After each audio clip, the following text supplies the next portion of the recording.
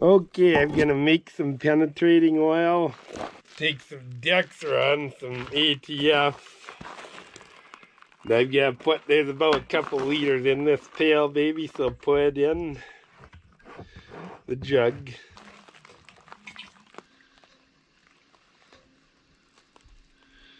I mean, there'd be enough to do it. There's still some left in the jug. I'm just demonstrating what to do to make penetrating oil in large quantities. I'm going to add acetone next. The same amount of acid. I've got to mix it 50-50, acetone and ATF.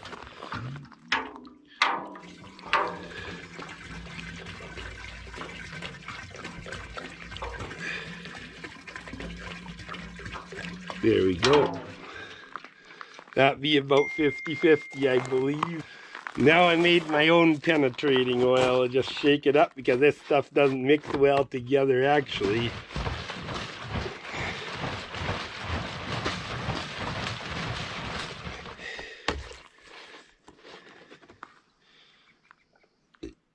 And here's what my penetrating oil looks like. Right there. I've got to soak the 39M. So I pull spark plug out. Oh, the spark plug's loose. I wonder if this tractor wasn't soaked before. This one's not loose. That one's really not loose. The tighter it is, the more important it would be to soak it, I assume.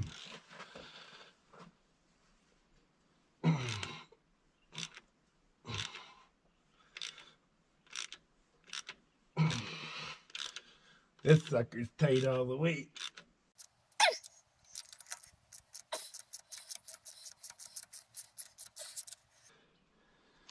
See, this one's been seized for quite a while. Hopefully it's not a split one. This one's loose.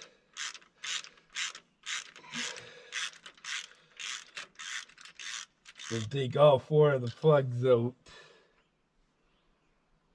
See, this is a brand new plug. It's never been run, so I'd like to know the story behind that.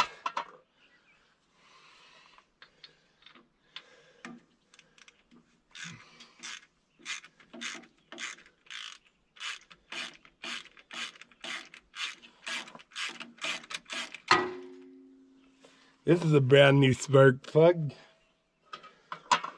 I don't think this has ever burnt either, this spark plug. So someone put new spark plugs in. That's kind of encouraging in a way.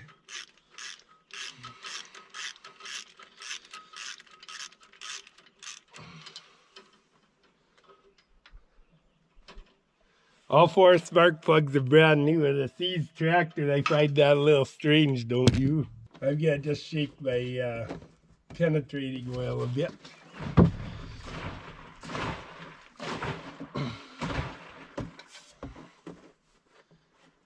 Mix it up because this stuff does not mix well. It just doesn't. I take a flexible funnel.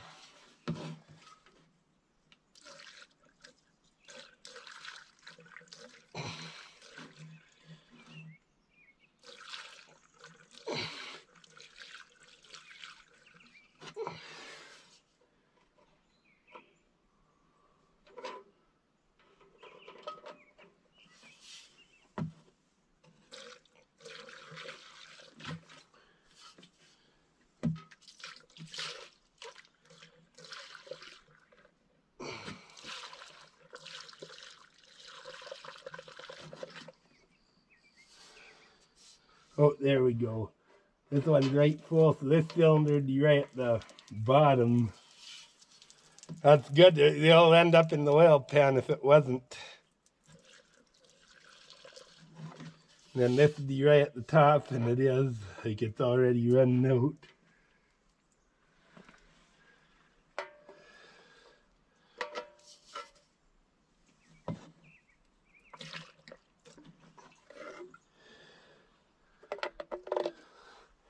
Now this one here won't take much either because 2 and 3 are running mates. A little bit more.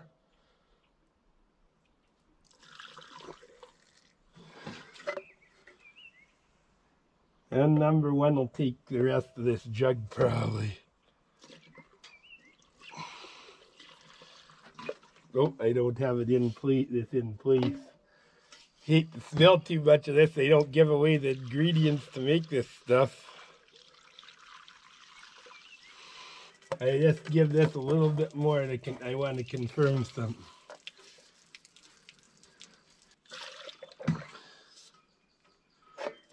Yeah, it's flowing out. That's a good thing. I think the block's okay. It's not frozen broke, because if it was, I'd have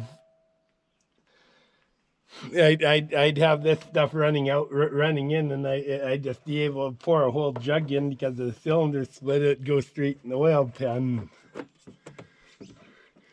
Neither the case, so it's holding it. So I think the block for the 39 is okay. The 39M is now soaked. Well, it's been about 4 months since I soaked this tractor, so let's see if it'll come loose. What's the best way of getting an engine loose? Well, I've seen it on YouTube. Somebody actually take an engine apart and take the block and push the pistons out with a hydraulic press. When you think about it, you already have a hydraulic press.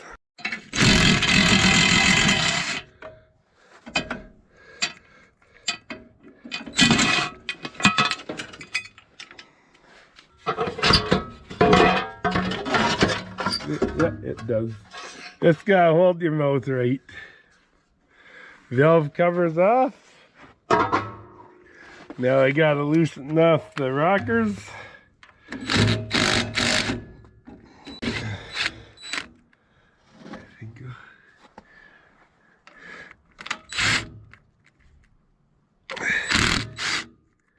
There we go. We're loose. Yeah.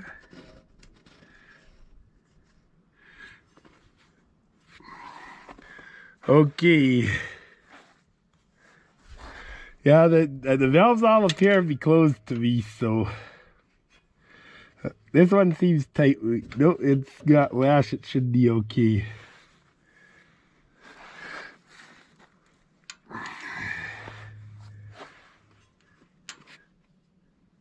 Should have found out which exhaust valve was held open. I think it's this one right here.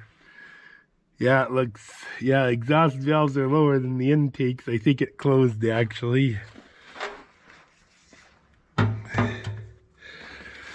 So now the valves, I think this is closed. I'm not 100% sure if that closed up or not. I'm gonna just...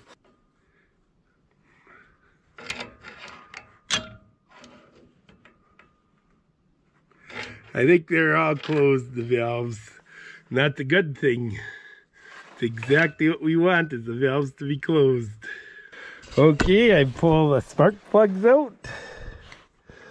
All 4 of them. I got 4 adapters that Dad and I made. I just screw into the spark plug holes.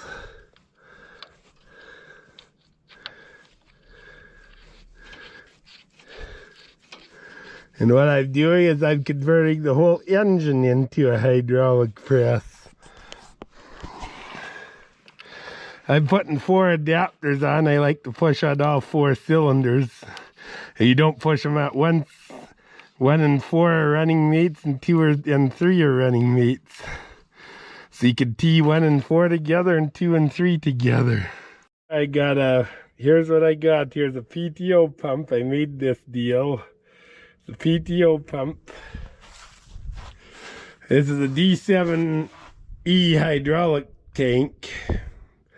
And I got that holds the oil, and there's the filters are in it and stuff, and I just use used oil in it. You can use hydraulics off a tractor. I wouldn't recirculate if you do that.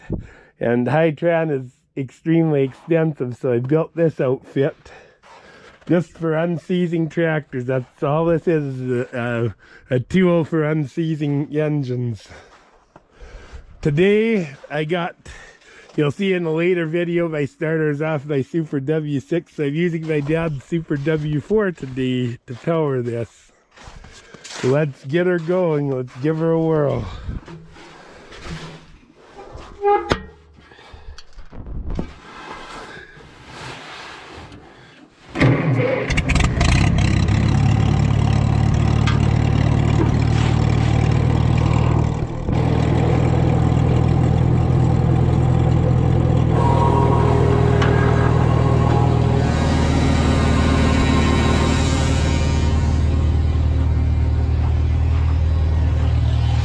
I could stick GoPro where you guys could see the fan move and it not get hurt. Okay. Okay, time for some action.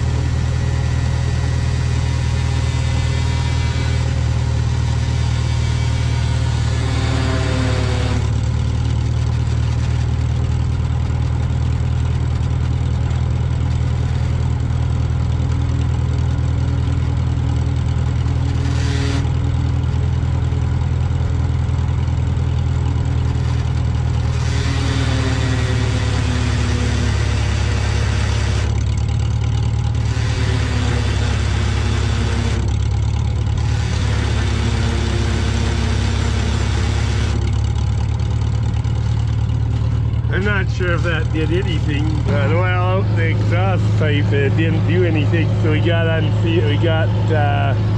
valves that aren't sealing up properly. These ones are all good. Let's try number 4.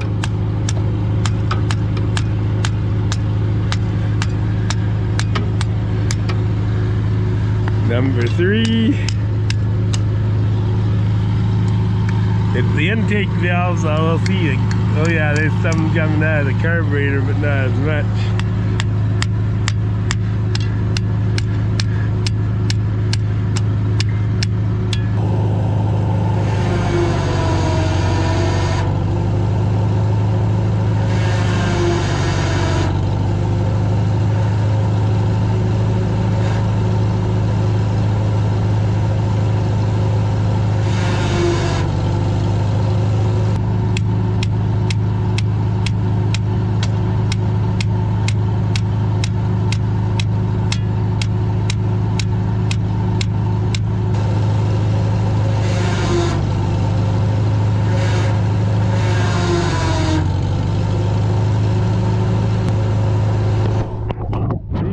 Just not going out. There must be a leaking valve. If I could get there, I may be able to push on just one, and sometimes that works too.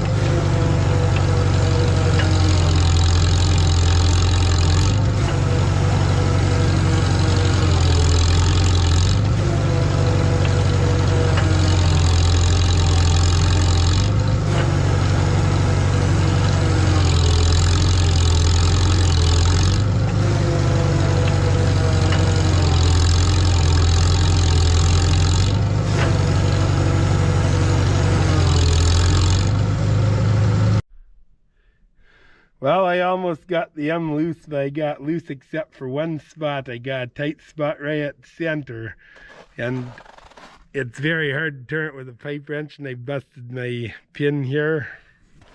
So I built this, a starter adapter. I just used a 5/8 bolt, which is the shaft size, and I machined it to fit this end 9/16, or just is actually a little under 9/16, and then I put a key on it, and I put a hose clamp on the bendix so it doesn't back off with a ratchet. I gotta turn it in the direction the engine runs.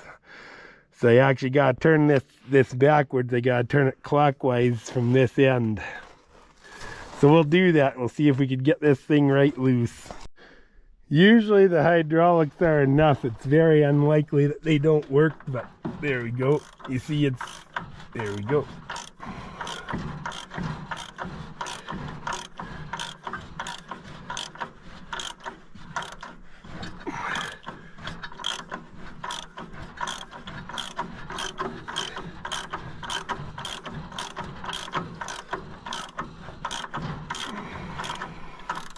Oh, right here we got a tight spot. Right here we got a tight spot.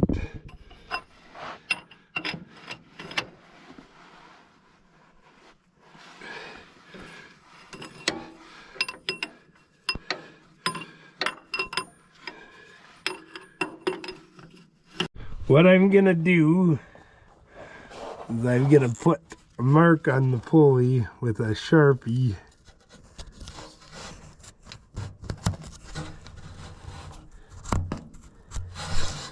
There, I can see it. Now I'll turn the engine and see if it goes over. See if it goes to turn or not.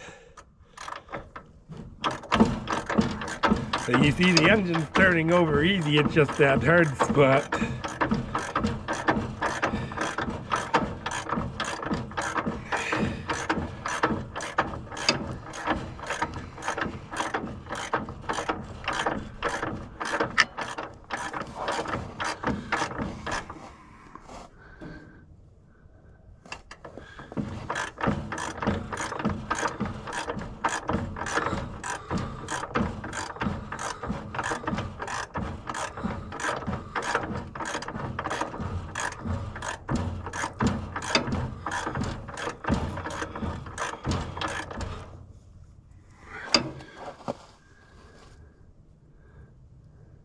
It went just about 2 turns and it stopped.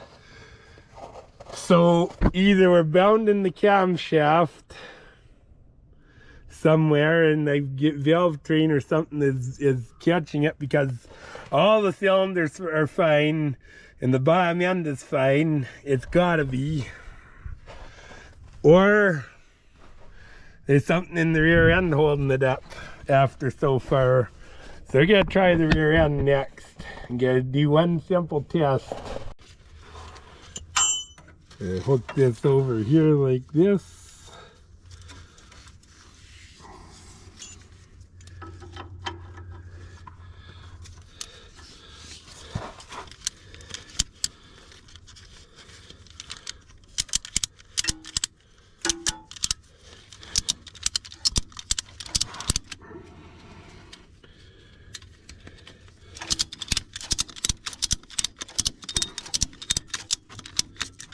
There, clutch is disengaged now. Let's see if it'll turn at that now. Nope, I'll turn it the other way. Let's make sure we're let's make sure we're not seized up. I'll put it in 4th gear. Yeah, you see the clutch is free. It's not moving. So in 4th gear, we're good. Yeah, this is moving about a turn and 3/4 and then it binds up.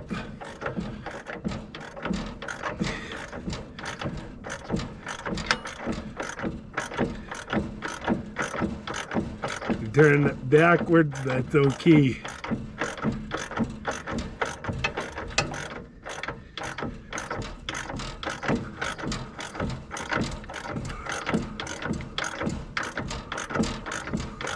Woohoo.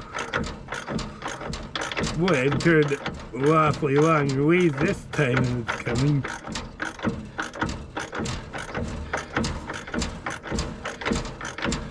It's turning right around now.